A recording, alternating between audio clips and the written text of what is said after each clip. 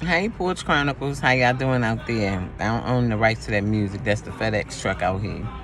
You got the Jamaican Joan on. Anyway, so look, y'all want to understand something about triggers.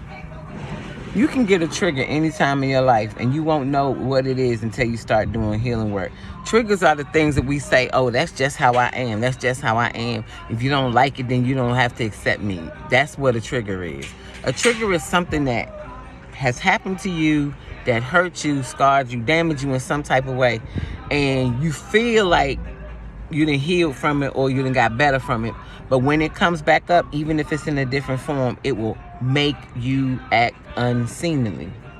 So I didn't get, the worst of my triggers came after my husband passed away and I started dating. I can be triggered. One of the main ways you can trigger me is because I had more than one relationship with people who are addicted to substances. The one way you can trigger me is not answer your phone. And I'm not saying I ain't never been cheated on, because yeah, I have. But the main issue I had with the two men in my lives that did have addiction was, excuse me, when they got out there, they didn't answer the phone. So I didn't know what was wrong with them. I didn't care. I did have women issues with one of them, but not the other. It wasn't about women. It was about me not knowing what was going on with them because I knew they issue. And that stayed with me. And then even when I got into a relationship where I wasn't with someone who I had to worry about who had a substance problem, I still had the same trigger. So it just turned into something else.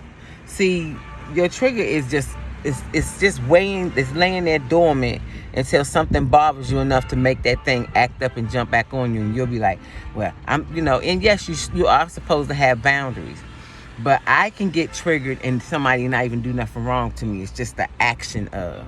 If you do the action of something that reminds me of something that hurt me real bad, I will automatically just cut you out of my life. Not in a sense where I can't handle the thought of having to go through that.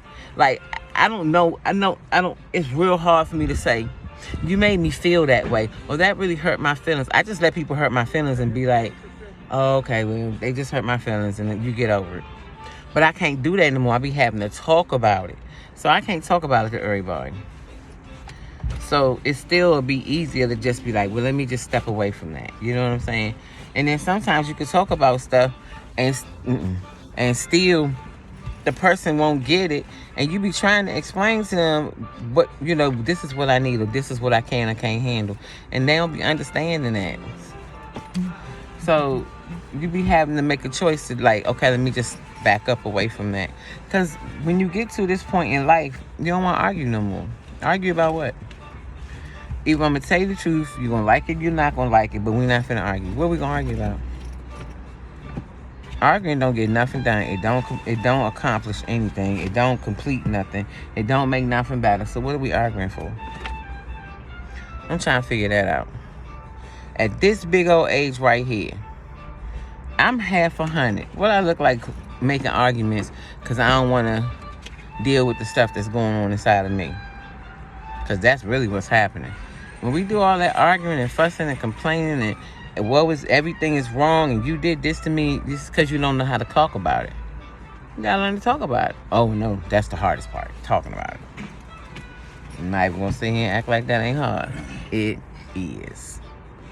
But the only way you can accept your triggers, heal from your triggers, is when you do get triggered, you have to work through that. You have to process that.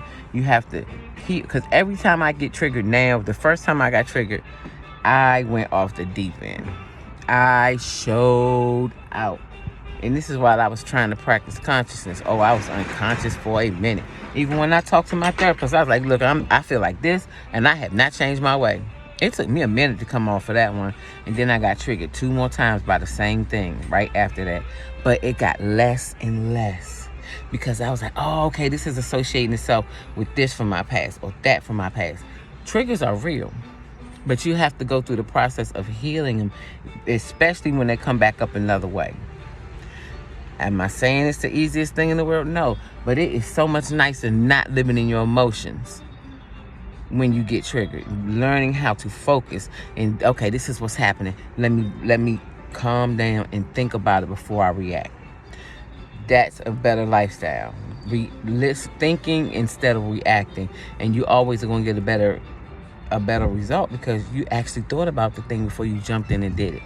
I do love you, Porch Chronicles. Have a good day.